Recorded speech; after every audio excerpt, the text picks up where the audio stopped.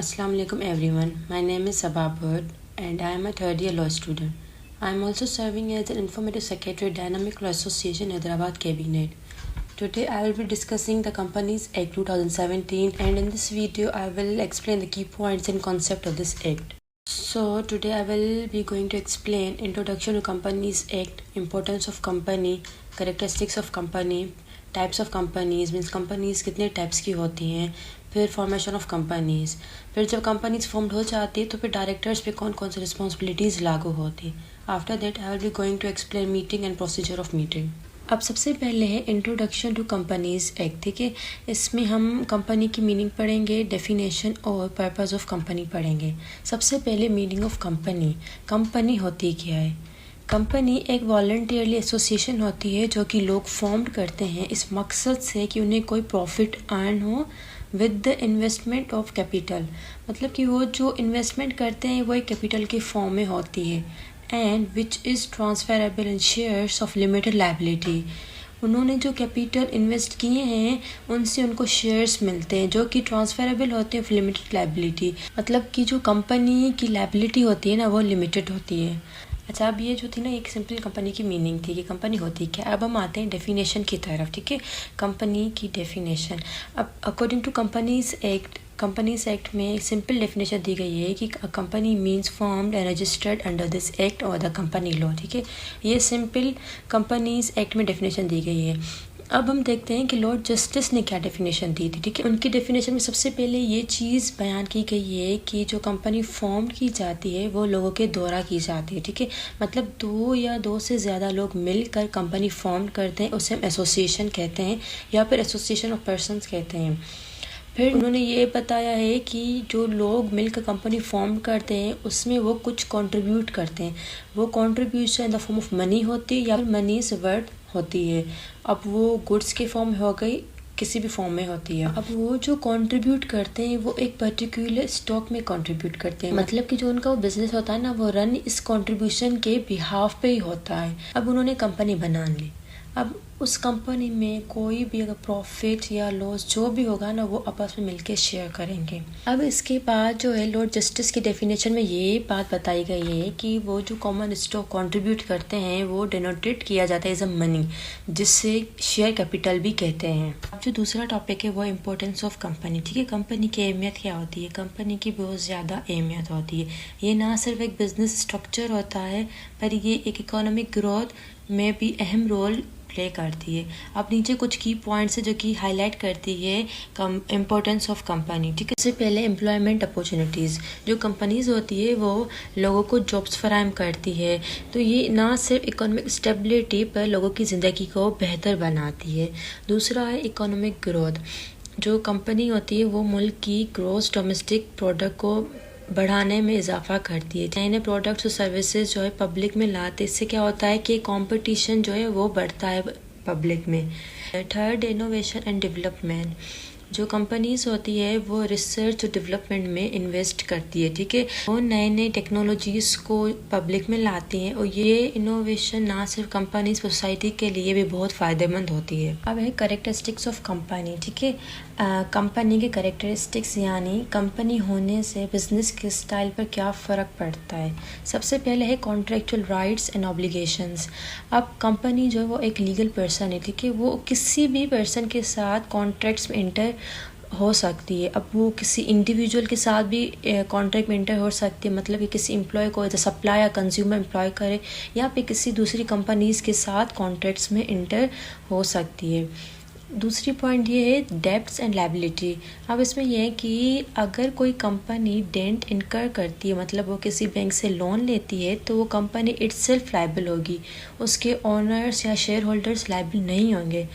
For example, अगर किसी company ने किसी बैंक से लोन लिया है और वो उन्हें वापस नहीं कर रही, तो जो बैंक है वो कंपनी के नाम पे ही केस फाइल करेंगे, ना कि उसके ओनर या उसके शेयर होल्डर्स पे केस फाइल करेगी. ओनरशिप ऑफ एसेट्स और प्रॉपर्टी. अब इसमें ये है कि जो कंपनी है वो इटसेल्फ ओन करती है एसेट्स पे. उस कंपनी के मेंबर्स जो कि जिन्हें ऑर्डिनरी शेयर होल्डर्स कहते हैं, वो कंपनी को ओन करते हैं। मतलब कि जो कंपनी के ओनर्स होते हैं उन्हें शेयर होल्डर्स या मेंबर्स कहते हैं। तो वो कंपनी को ओन करते, ना कि उस कंपनी के एसेट्स को ओन करें।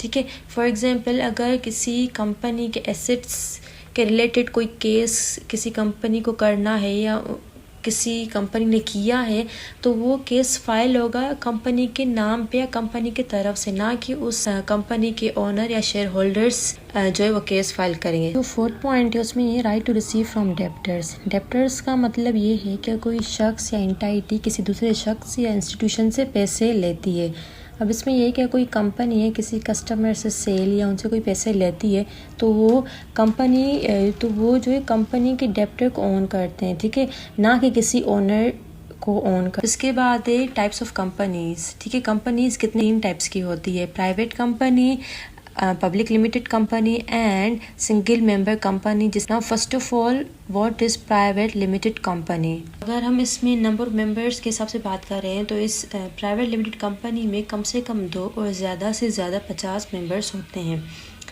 जो प्राइवेट लिमिटेड कंपनी होती है उसके जो मेंबर्स यानी कि शेयर होल्डर्स होते हैं उनकी लायबिलिटी लिमिटेड की जाती है। ठीक है, वो अपने जो शेयर्स होते हैं वो जनरल पब्लिक को इनवाइट पब्लिक इन्वेस्टमेंट को ऑफर नहीं कर सकते हैं। ठीक है, वो प्राइवेट लिमिटेड कंपनी के ट्रांसफर शेयर्स होते हैं उनको रिस्ट्रिक्टेड किया जाता है। मतलब वो अपने शेयर्स जो है सिर्फ एग्जिस्टिंग शेयर होल्डर्स यहाँ पे लिमिटेड नंबर ऑफ़ पीपल को ही ट्रांसफ़र कर सकते हैं, उनके अलावा किसी को भी ट्रांसफ़र नहीं कर सकते हैं। ठीक है, अब मैनेजमेंट की बात की जाए तो जो प्राइवेट लिमिटेड कंपनी है उसको जो है बोर्ड ऑफ डायरेक्टर्स मैनेज करते हैं। सेकंड टाइप है इसकी पब्लिक लिमिटेड कंपनी। ठीक है, अगर हम इसमें नंबर ऑफ़ मेंबर्स के हिसाब से बात करें तो इसमें कम से कम 7 और जितनी भी हो सकती है, नो अपर लिमिट।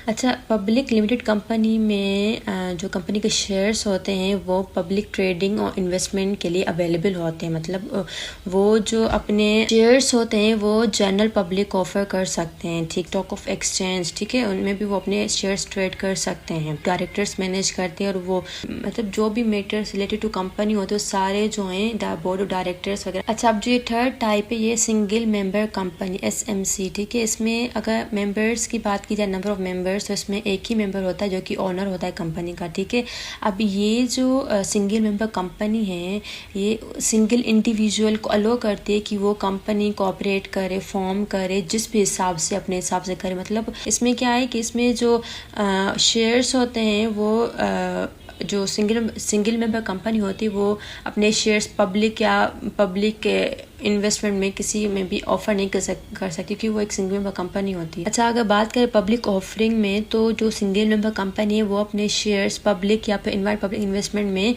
ऑफर नहीं करती है। अच्छा, तो अब जो फिफ्थ टॉपिक है वो है फॉर्मेशन ऑफ कंपनीज। अगर आसान लफ्ज़ों में बताया जाए कि कंपनीज को कैसे फॉर्म करते हैं तो अगर कोई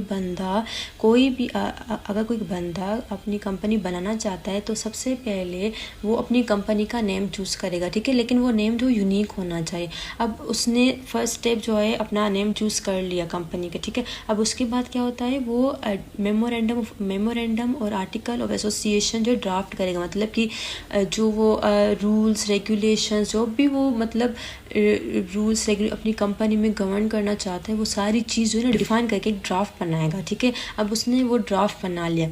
अब वो जो ड्राफ्ट है ना वो securities and exchange commission of Pakistan को सबमिट करेगा। ठीक है, उसमें वो कोई जो रजिस्ट्रेशन फ़ी वगैरह वो पे करेगा, जो भी रिक्वायर्ड डॉक्यूमेंट्स जो हैं वो मांगे जाते हैं वो सारी चीज़ें उसमें अटैच करके सबमिट करेगा। ठीक है, अब क्या सबसे पहले उसने अपनी कंपनी का नेम चूज़ किया, फिर उसके बाद उसने ड्राफ्ट बनाया। ठीक है, मेमोरेंडम और आर्टिकल एसोसिएशन बनाया। ठीक है, उसका ड्राफ्ट बनाया। उसके बाद फिर उसने वो SECP को सबमिट कर दिया।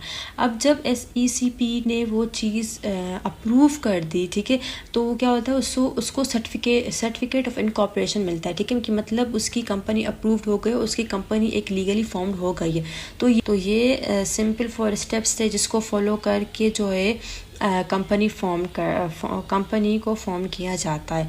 अब कंपनी फॉर्म्ड हो गई। ठीक है, अब उसके बाद डायरेक्टर्स की रिस्पॉन्सिबिलिटीज़ क्या आती है। मतलब अब डायरेक्टर्स कौन होते हैं, वो इंडिविजुअल जो कि कंपनी के अफेयर्स को मैनेज और कंट्रोल करे वो डायरेक्टर्स होते हैं। ठीक है, हम रिस्पॉन्सिबिलिटीज़ की बात करें तो सबसे पहले जो डायरेक्टर की रिस्पॉन्सिबिलिटी होती है वो duty of care and skill. जो डायरेक्टर्स होते हैं वो कंपनी के इंटरेस्ट से मतलब जो कंपनी के इंटरेस्ट से ही एक्ट करें और जो भी उनके डिसीजंस वगैरह होते हैं उसमें रीजनेबल केयर करें। सेकेंड है फाइनेंशियल इंटीग्रिटी। ठीक है, जो डायरेक्टर्स होते हैं वो इंश्योर करते हैं कि जो फाइनेंशियल कंपनी के फाइनेंशियल रिकॉर्ड्स एक्यूरेट और रिपोर्ट होती है वो प्रॉपर ही मेंटेन रहे।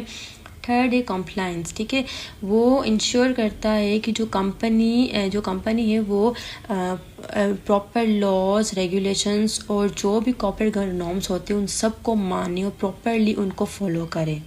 अच्छा, अब ये डायरेक्टर्स की रिस्पॉन्सिबिलिटी आती है। अच्छा, अब है मीटिंग। ठीक है, मीटिंग जो है वो एक फॉर्मल गैदरिंग होती है जिसमें जो बोर्ड ऑफ डायरेक्टर्स होते हैं वो इकट्ठे होकर डिस्कस करते हैं अपनी डिस्कस करते हैं जो भी कंपनीज के मैटर्स वगैरह हो या कोई भी डिसीजंस वगैरह हो, वो सारी चीज़ें जो है वो उस मीटिंग में डिस्कस करते हैं। ठीक है, अब मीटिंग 3 टाइप्स की होती है। ठीक है, एक होती है स्टैट्यूटरी मीटिंग, दूसरी होती है एनुअल जनरल मीटिंग और तीसरी होती है एक्स्ट्रा ऑर्डिनरी जनरल मीटिंग। ठीक है, अब सबसे पहले स्टैट्यूटरी मीटिंग।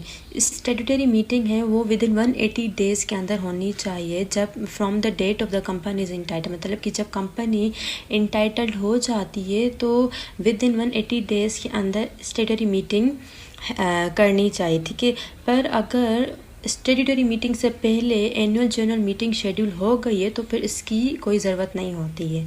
जो इस मीटिंग का नोटिस होता है वो सारे मेंबर्स को दिया जाता है अलॉन्ग विथ स्टैट्यूटरी रिपोर्ट, मतलब कि में फिर वो सारी चीज़ें आ जाती हैं कि कोई कॉन्ट्रैक्ट्स में अप्रूवल की ज़रूरत है या फिर कोई मॉडिफिकेशंस करने चाहते हैं कॉन्ट्रैक्ट में, सारी चीज़ें जो होती है वो उसमें मेंशन करके मेंबर्स को दी जाती है। अच्छा, अब जो दूसरा टाइप है मीटिंग का वो है एनुअल जनरल मीटिंग। ठीक है, जो एनुअल जनरल मीटिंग होती है वो मैंडेटरी होती है। ठीक है, वो साल में एक बार होती है। अब उस मीटिंग में जो होती है वो जो मेंबर्स होते हैं, जो डायरेक्टर्स बोर्ड ऑफ डायरेक्टर्स होते हैं वो मिलकर कंपनी की परफॉर्मेंस को डिस्कस करते हैं और फिर अगर कोई सी चीज़ को अप्रूवल की ज़रूरत हो तो वो सारी चीज़ें जो होते हैं डिस्कस करते हैं। और ये जो होती है ये साल में एक बार मैंडेटरी होती है, मतलब इसमें जो भी फाइनेंशियल रिपोर्ट वगैरह जो भी कंपनी में रिपोर्ट बनती है ना वो सारी इस मीटिंग में डिस्कस की जाती हैं। अब थर्ड टाइप है वो एक्स्ट्रा ऑर्डिनरी जनरल मीटिंग। ठीक है, एक जनरल मीटिंग होती है other than annual general meeting and statutory meeting. ठीक है, इसको जो है कंसीडर किया जाता है एक्स्ट्रा ऑर्डिनरी जनरल मीटिंग। इसमें जो होती है वो बोर्ड ऑफ डायरेक्टर्स होते हैं, मीटिंग कॉल करते हैं किसी भी टाइम पे, मतलब एट एनी टाइम किसी भी time means at any time जो बोर्ड ऑफ डायरेक्टर्स होते हैं वो मीटिंग कॉल करते हैं, कोई ऐसे मीटिंग कॉल करते हैं to discuss matters requiring the company's approval. ठीक है, फिर वो किसी भी टाइम में जो है इस मीटिंग को कॉल आउट कर सकते हैं। और ये लास्ट टॉपिक है वो है प्रोसीजर ऑफ मीटिंग। ठीक है, प्रोसीजर क्या होता है? सबसे पहले तो नोटिस ऑफ मीटिंग। ठीक है, एक फॉर्मल रिटन नोटिस दिया जाता है डायरेक्टर्स, शेयर होल्डर्स, सब मेंबर्स को दिया जाता है। ठीक है, उसमें डिटेल्स मेंशन होती है, डेट, टाइम, वेन्यू और एजेंडा, जिस एजेंडे पे वो मीटिंग जो है वो रखना चाहते हैं। ठीक है, अब ये जो नोटिस होता है ये मेंबर्स को 21 डेज पहले दिया जाता है। ठीक है, अब आते हैं कोरम। ठीक है, अब कोरम में ये है कि मिनिमम नंबर पार्टिसिपेंट्स जो है वो रिक्वायर्ड होते हैं, पर अगर बाय चांस कोई मेंबर है जो कि मीटिंग अटेंड नहीं कर पा रहा या वो फिर उस सिटी या उस एरिया में नहीं है तो वो उनको फिर जो है एक वीडियो कॉल फैसिलिटी दी जाती है, उनके थ्रू वो जो है मीटिंग अटेंड करते हैं। अब एजेंडा में ये है कि वो चीज़ें जो उनको मीटिंग में डिस्कस करनी है वो उन सारे टॉपिक्स की लिस्ट बनाते हैं एडवांस में ही, फिर वो सारी चीज़ें जो होते हैं वो मीटिंग में डिस्कस करते हैं। ठीक है, वोटिंग में क्या होता है, मेजोरिटी ऑफ वोट्स जो है वो काउंट किए जाते हैं। ठीक है, और फिर उन वोट्स से जो है वो जो है डिसीजन फाइनल लेते हैं। मिनट्स, जो मीटिंग के मिनट्स होते हैं चाहते हैं जो भी डिसीजन या डिस्कशन उन्होंने की होती है वो सारी चीज़ें मीटिंग और मिनट्स में वो जो है मेंशन कर सारी जो चीज़ें होती हैं वो मीटिंग और मिनट्स में मेंशन कर सकते हैं। ठीक है, क्लोजर। अब क्लोजर इस मीटिंग का कैसे होता है, जो चेयरपर्सन होता है वो फॉर्मली जो है इस मीटिंग को कंक्लूड करता है। जब सारे एजेंडा डिस्कस कर दिए जाते तो उसके बाद फिर वो एक फॉर्मली कंक्लूजन दे देता है। अच्छा, अब इसका कंक्लूजन ये है कि जो कंपनीज एक्ट है उसका एम ये होता है कि वो जो भी रूल्स प्रैक्टिस या प्रोसेस जो भी चीज़ फर्म में होती है उस सारी चीज़ को गवर्न करता है, ठीक है। वो ट्रांसपेरेंसी को इन्हेंस करता है और पाकिस्तान में बिज़नेस करने को प्रमोट करता है। अब इसका जो दूसरी पॉइंट ये है कि ये जो फ्रेमवर्क ये प्रोवाइड किया जाता है बिज़नेस और इन्वेस्टर्स के लिए, और ये एक्ट जो है वो एक बिज़नेस को अच्छी तरीके से चलाने और उसको ऑपरेट करने में हेल्प करता है, और ये जो शेयर होल्डर्स होते हैं उनके राइट्स को प्रोटेक्ट करता है, ठीक है। अब ये था conclusion. Thank you for joining me today. I hope you found this lecture helpful and informative. If you have any questions or thoughts, feel free to comment below. Don't forget to subscribe for more content, and I look forward to seeing you in next video. Thank you.